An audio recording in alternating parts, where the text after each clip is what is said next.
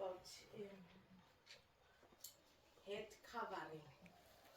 Abantu besifazane enkonzweni. Ukuthi wesifazane kumele amboze. Yes. So ngiye ngabona lapho abanye abambozile. So cela ukwazi. Hallelujah. Amen. Is a question. Uphendula. Okay. Uthule banje. Amen. Kwali ikhaba ibandla kuyokuthi uyaprofeta la. Uma uprofeta bakuthule kuhloniphe izwi ngoba usumphilile kaJehova. Mina ngokwami ngikhathi uJesu Kristu engilanda ezweni elikudala agqokanga ngezanga lokho. Wase udlulisa incwadi ekumaKorinte lokuthi umuntu wesifazane onjani ubeyachaza ekhaya. Manje uma unesi siphiwo leso ufuna ukuthi inkonzo yayiqala isingcwele sinoma noma kuthiwa usifakana lutho mara ulokukhapha kuluphangilis khona uzokhona umoya ukuthi akuwe khona ukuthi ukhulume naye akaze ungalasela Ufuna uku-understand umboza ma uprofeta kuphela noma ngibona every time angibona ngilela alami ngithi lapho lele ngifana ikhaya mangisendlini ama-nighters ami onke athonala akuqoki engakhapha umzimba wami manje angazi-ke kwabanye ngoba uNkulunkulu sipha different mara kuya ukuthi wena esakho isipho sithi siyini mara makupha leyo sipho leyo uyakupha lezwi ezokwenza ukuthi uqine kuloku asuke kusiphewa ya okay Hallelujah.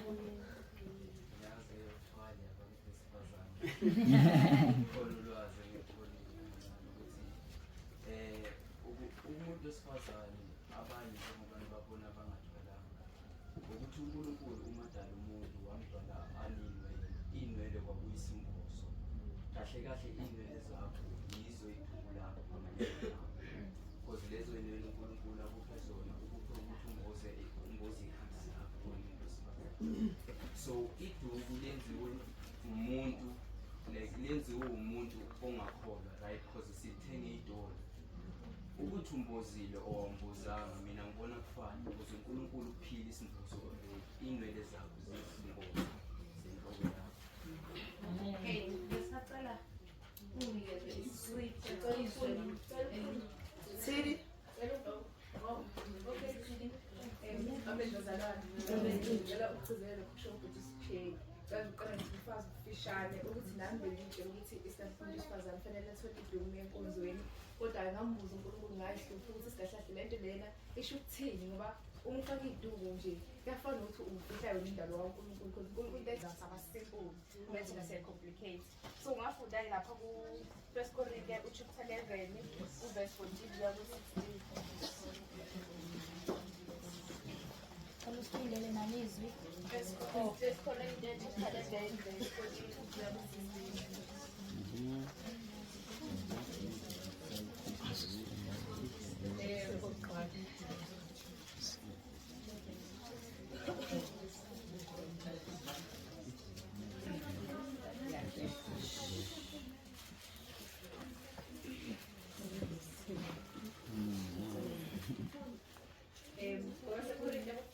chapter 11 verse 14 kuya ku-16 kakhulu angegcile kukho lokho ku-14 kakhulu kodwa okunye kwakho ngizokhuluma ngakho.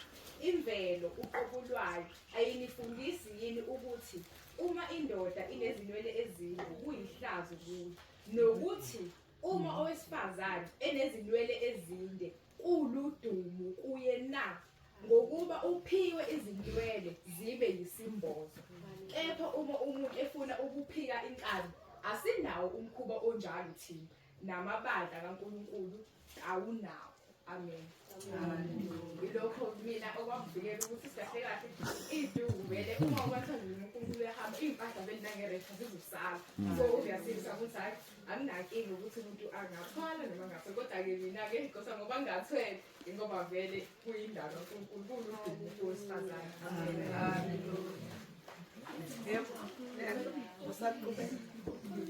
awubuza ngichaze ukuthi le chapter udela ifundile but uzoqala ku verse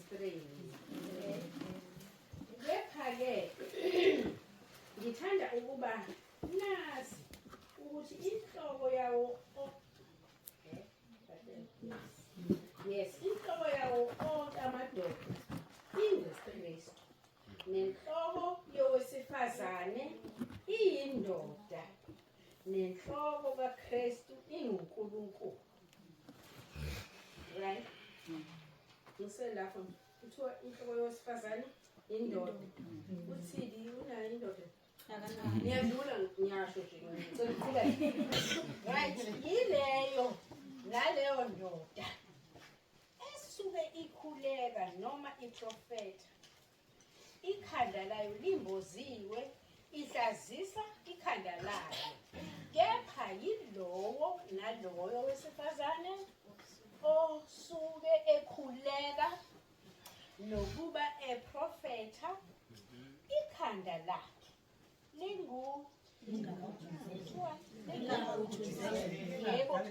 uhlazisa ikhanda lakhe ngokuba kukho okunye nokuthi ubuciko, right? Ngokuba uma owesifazane engagubuzele akagundwe. Okay. Umeprofeta. Noma ekhuleka. Noma ekhuleka, yes, correct, you're right. Okay. Uma kuyihlazo kowesifazane ukuba agundwe noma aphuce akagubuzele kuyo owesifazane. Ngazi owesifazane.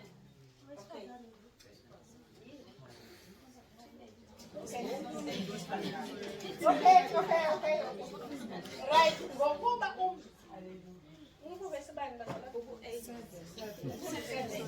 ngokuba nempela indoda ayifanele ukumboza ikhanda. Lokhu ingumfanekiso nodumo lukaNkulunkulu, kepha owesifazane uludumo lwendoda. Ekabani indoda yakhe. Hayi yonke amadoda. Hallelujah.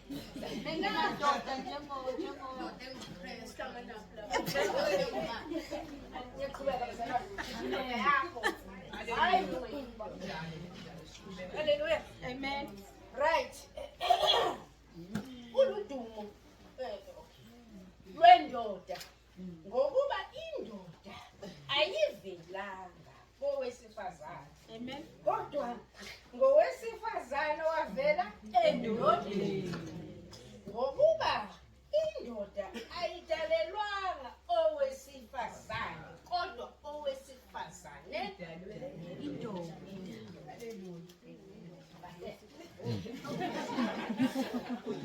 Ngalokho kowesifazane kufanele ukuba abe nophawu lesithunzi ekhanda ngenxa yezingelosi.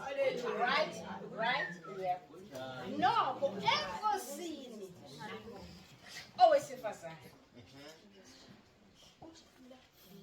ulutho galutho ngaphandle kwendoda.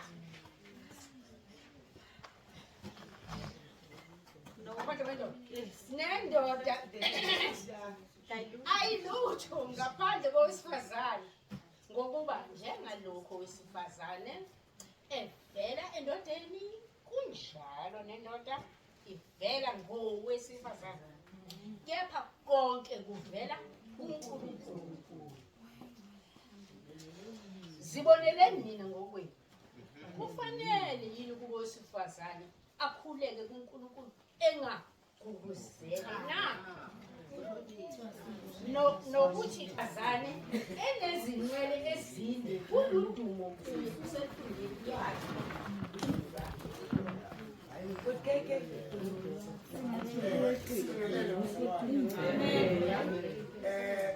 Bazalwane, kunzima ukukhuluma ngencwadi ungayazi i-context. Njengamanje kune-context ela okukhulunywa ngayo. One, uma kukhulunywa ngendaba yaseKorinte, laphayana kwakulidolobha bambamkhonazi. Okwakunethempeli okuthiwa u-Aphrodite, unkulunkulu wothando lokufela. manje laphayana kwakunabantu laba babethengisa ngomzimba babephuka amakhanda bengabi nanwele manje babe symbolizeka kanjalo abantu abadayisa ngomzimba kule dolobha kangangokuvela lesi sifundiso sokuthi laba abathathe manje okudalwe ngezandla bamboze emakhanda ngoba babe bafanele manje kuvele ukwehlukana ukuthi lo omboze ngokwemvelo akadayisi yena yabona laba baphuqile babebonakala manje ukuthi lona ngoba ephuqile njengathwele uyena lo odayisayo manje kwakho kwakufanele manje babonakale kalula kangangokuba kuze kuvela ke lesi sifundiso esithi manje ukuze labo bavele ngokuhloniphekile abanqwaze emakhaya kodwa ngokemvelo kaNkulunkulu ithi uma nangutsithi ngoba engathwele nje kodwa nazi indwele zakhe ikhona lo muntu umbozile indwele zakhe edumisa uNkulunkulu kodwa uma engaphuca ekhaya kwakuyisimbolo eveza ukuthi into edumisa uNkulunkulu ayikho shukuthi njengamanje mina ngidumisa uNkulunkulu kaAphrodite ngithatha lezi indwele nginikele ngazo ngiyaziveza kubantu bonke ukuthi abakwazi ukungibona ukuthi mina ngiyiprostitute so lento njengamanje uma lokuthiwa indoda wathi nangu usisithe akashadile njengoba engashadile uKristu Jesu kuthiwa uyinhloko yamadoda ngithi owesifazane indoda inhloko yesifazane utsitha akashadile kodwa mina notsitha ngishadiwe uKristu inhloko yami notsithi naye akashadiwa ngithi uKristu uyishelter yethu sobabili njengoba sihamba nje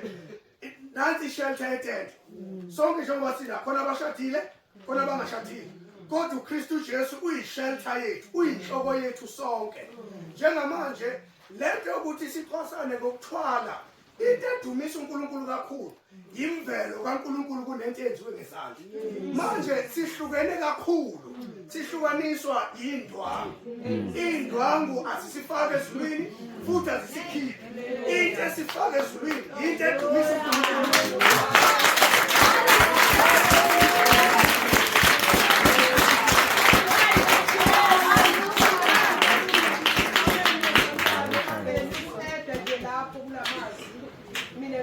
ngiphendukile ngabukela uKristu Jesu abeposto umsindisi ngingumama esintiyanqwaswa ngokwesizwe ngathi mangifika evangelini kwathi unkosikazi uyanqwasa yayibona lapho ngafika ngajabula ngathi hawu ayisekhaya hawu ngene evangelini lulakaka nje ngifuna lesintu sakho uthi njwana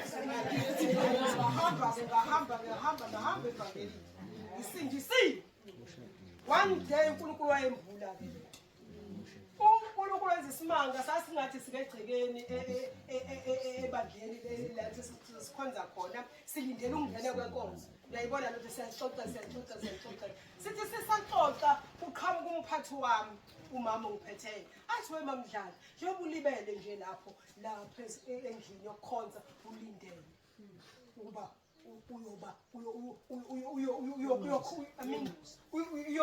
uyocula yes hawu ngasuka kulabazalwane bengihlezi nabo ngaphuthuma ngathi mangithi nje step in that is awuwazi haleluya bisho njengoba ngiwazela nje that is awuwazi nakhala ngathi ngiphela abamama bendinabo bangibuka nje abazingikhalelayo kwaphela mina ngigqoke ngiphelele kufanele ukuyoba kanjani uma ngokwanasi amen ngiphelele ngokwabo kodwa izwi litheni mina nathi awazanga what is that ngishona bazalwane ngakhala ngemina ngizange ngene lokwenza umsebenzi kakhulu ebengithulona ngencane kodwa ngingwazile njengoba ngingwazile angizange ngi-understand ukuthi uNkulunkulu uthini mesho kanjani ngenxa yokuthi izinto zazivele zivele nje kumina ngaphandle kokuthi bekade ngikhuleka niyayibona lokho manje into evele athi nje engqondweni yaNkulunkulu wayibeka mina ngangakwazi ba serious ngayo kuba ngibuza ukuthi inkosi kodwa ngathi ade ngiqwazi isintwini ngaphinda ngayongwazi ngangena evangelini okungwazi kulona uthini mawuthi ekhanda ngikhabile angikwazi ukuma phambi kwebandla na lokho ngize ngakuzwa manje ukuthi cha izikhali zikamoya zithini mama mfanele izikhali zikamoya esibhokweni senzani insindiso ezangani lezo I was not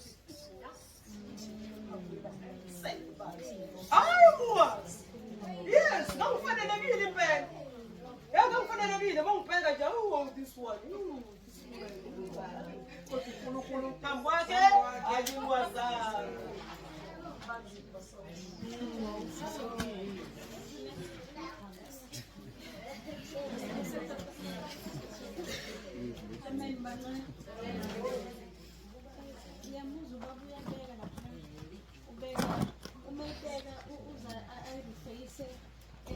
Ndwangu is man-made, so we can't really judge you nge-appearance. But sikujudge ngokwenhliziyo ngoba uNkulunkulu ubuka inhliziyo ufuna lokhu komuntu ongaphakathi, not i-appearance. If we say this one is man-made, okusho ukuthi sikuyosibuyisana nasekutheni kusho ukuthi sikuyakhonzeka nangamabhluke because khona omunye ozobuza manje athi amabhluke wona avumelekile yini ebandleni. Kusogena mhlambe nalo kumele sithi ukuhlaziya masikhuluma ngey'ndwangu. Siyabonga umbuzo omuhle. Amen. Siyabonga umbuzo omuhle mama. Uma sigqoka asigqoki ukudumisa indwangu. Njalo kunabantu indwangu eziphenduka ama-idol. So uma sigqoka asingagqoki ukudumisa indwangu ngoba ukudumisa indwangu kukhona ukuvela kwey'nkanuko, kufezeka iy'nkanuko zenyama lapho. Uma nje ugqokile ufihla umzimba wakho, gqoka nje ufihla umzimba, hayi ukuthi sekuzobonakala manje ukuthi wena ugqokile lebuni yakwabani. Yabona yabisa, yabona leyo nto leyo iyakulimaza. Okwesibili uthe uJesu masingakhathazeki ukuthi yabona siyokwembathani futhi siyodlala. Okusho ukuthi lokhu inkosi esiphe khona ukuthi asikwembathi until inkosi izisifikise ekhaya ngoba ukuphelela kwethu akukho endwangwini kodwa kusekuthenini sihlobe ngokuphelele yini in and out.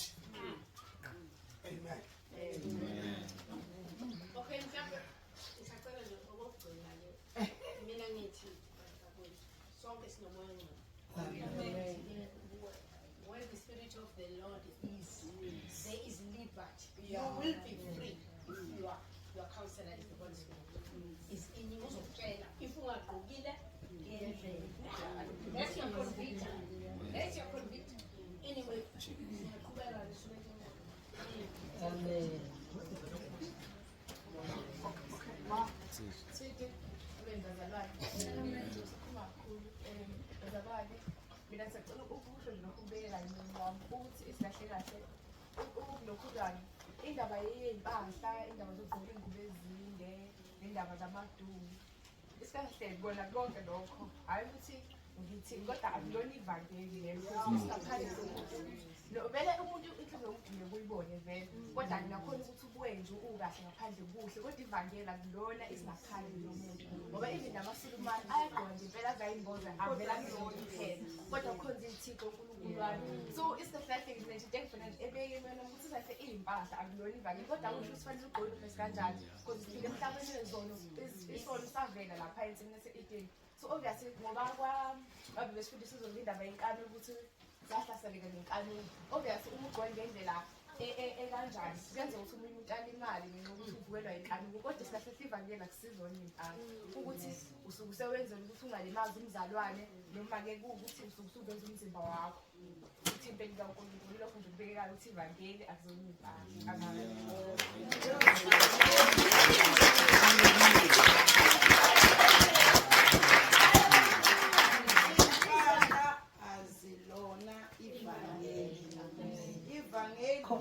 Ngayo yonke inhliziyo yakho nangayo yonke ingqondo yakho nangawo wonke amandla athi omunye ofana nawo uthini thanda umakhelwane wakho njengalokhu uzithanda.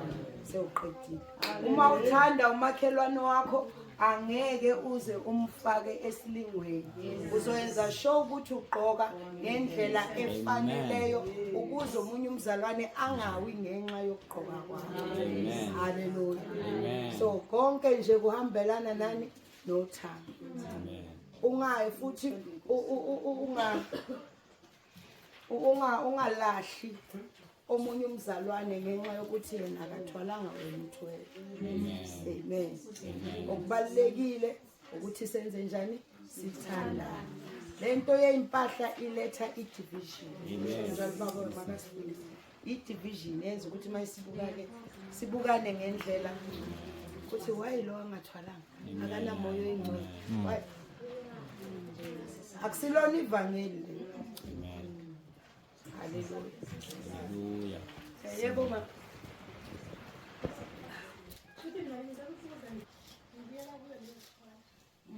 Ukuthi njengoba-ke izwi lisho kepha yilo nalowo wesifazane osuke ekhuleka noma eprofetha ikhanda lakhe lingabhujezeka uhlazisa ikhanda lakhe.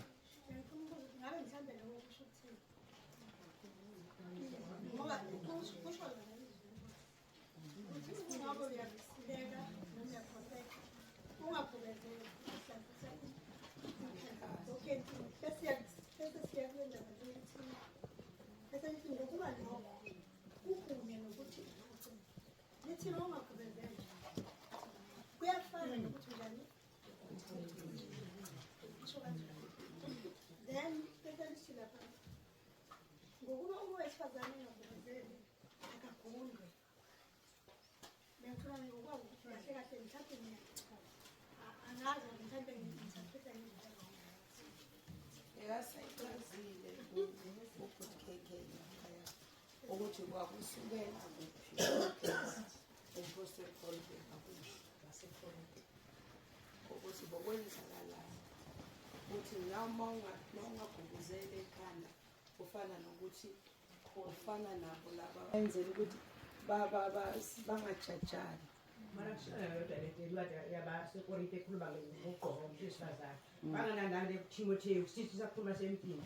Which means uma uNkulunkulu ekutshela ngokuthi gqoka kanjani ufune ungamlaleli izwi lakho ignore ngoba naku ufuna ubona ukuthi le yaseKorinte yabantu bapesifele. Ithi lapho phela ngoba manje akusiKorinte kuphela ekhuluma ngokugqoka. Yangale kuTimotheo sithi la isakhuluma ngomuntu wesifazane ukuthi kumele aziphathe kanjani ngokugqoka. Naye ngoba zonke ezibhale uMpostoli Paul manje uthi ukhulume wrong la ku-First Corinthians yakuthi uTimotheo sinabo sakhuluma wrong. Akekho ukuthi ukhulume wrong. Akekho ukuthi ukhulume wrong. Yes time. Nosipho ngifuna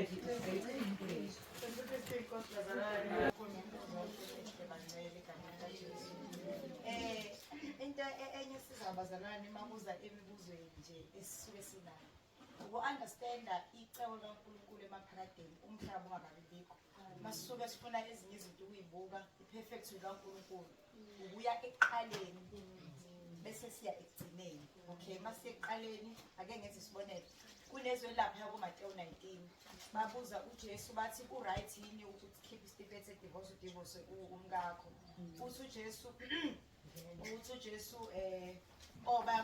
bazama ukumtrika so-ke bathi uMose wasinikeza imvumo ukuthi simnikeze isiphethi nani usethiwe uJesu eqaleni kahle kwangenjani uMose wanika lelo gunya ngenxa yokukhulu benhliziyo so baseqaleni idivorce lingamukelekile khona izinto uNkulunkulu ayivuma ngokuhamba kwendlela ngenxa yokukhulu benhliziyo zabantu. So masifuna uku-understand icebo kaNkulunkulu eliphelele ubuya ekuqaleni makuthi mayefike sekuqaleni kwakungenjani. So yonke into kubalulekile ukuthi siyilande ekuqaleni kwakunjani ekuqaleni.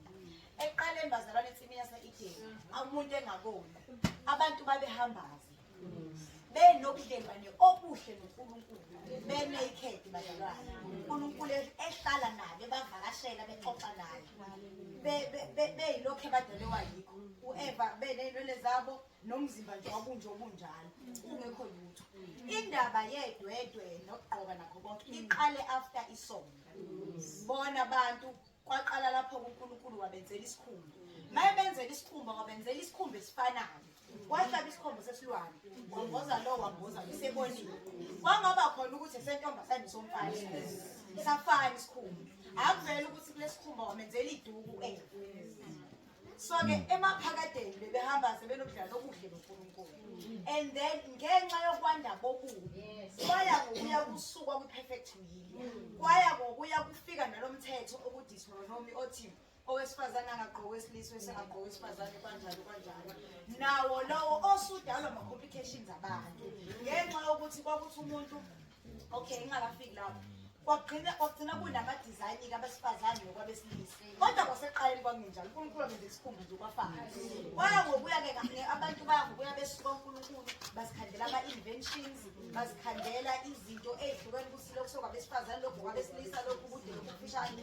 kwaya ngokuya abantu the more beqhela uNkulunkulu the more kwenda ama-inventions the more begqoka into ey'hlukene and then kwafika leso sikhona uNkulunkulu owesifazane agqoke isilisa wesingagqoki wesifazane nalowo mthetho ukhishwa ukuthi kwakunesithixo ukuthi masiyokhonzwa owesifazane agqoke njengowesilisa owesilisa agqoke njengowesifazane njengoba namhlanje kubona lento ey'tabanga so kwaphuma lowo myalo the more abantu beqhala uNkulunkulu the more kwenda ama-inventions the more beqhala uNkulunkulu and then bazalwane kwaze kwafika lana-ke esestamentini elisha abantu beqhubeka bezi-inventela njengoba sekuchazile-ke uBhuti-Khumalo ngeke ngisaphinda-ke lokhu akuchazile ukuthi kwakwenze njani uNkulunkulu-ke aze akhiphe lo myalo wesembozo nananani ekugcineni-ke bazalwane ngoba ngisekuqaleni nasekugcineni ekugcineni saMhubula chapter 7 sibonakala sonke sigqoke iy'ngubo ezimhlophe akuveli ukuthi abanye babefaka amaduku sonke sigqoke iy'ngubo ezimhlophe abesifazane abesilisa siyinto eyi-one ngoba vele kwasekuqaleni sasiyinto efana noNkulunkulu le nto yendwangu idwede amaduku yini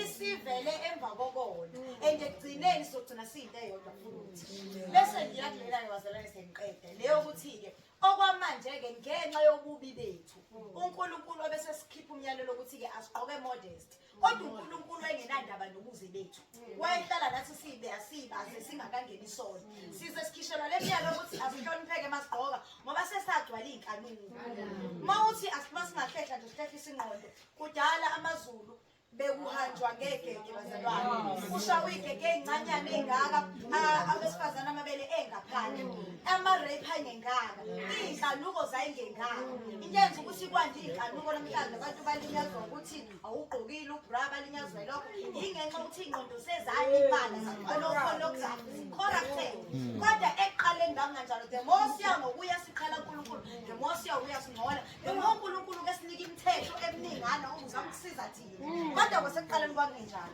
okubalulekile-ke njengamanje ukugqoka ngihlonipheke ngikhaphe umzimba njengomntwana kaNkulunkulu ngihlonipheke ngenza isibonelo bazalwane kunalezi gekanyane ey'ncanyane engamabhandishi ngeke ngayigqoka sengisindisiwe uma ingcwele wangiyekisa zona ukuthi hhayi lesiketi sincanyana siyakubamba siyaqala siyeke so-ke uma ingcwele uyasizana nalapho kungenxa yobubi bethu kodwa kwasekuqaleni sasambazi uNkulunkulu akanankinga nomzimba wathi ubusidalile yithi esiney'nkinga uma ngigqoka isiketi esincanyana mkhuba abanye ngenxa yokuthi sisonakele sigcwele iy'nkanuko sisonakalisile emhlabeni kodwa kwasekuqaleni uNkulunkulu engenandaba nobuze bethu ukugqoka asisize uNkulunkulu udalile umzimba wathi asisize sisizana thina ngoba siney'nkinga ey'ningi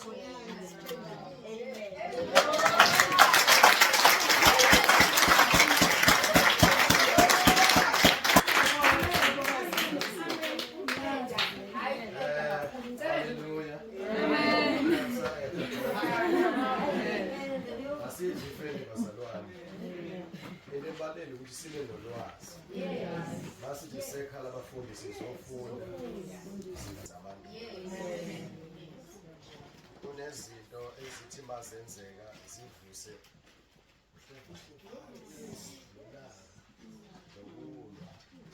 usebenze kanjani bazalwane babila kakhulu abazalwane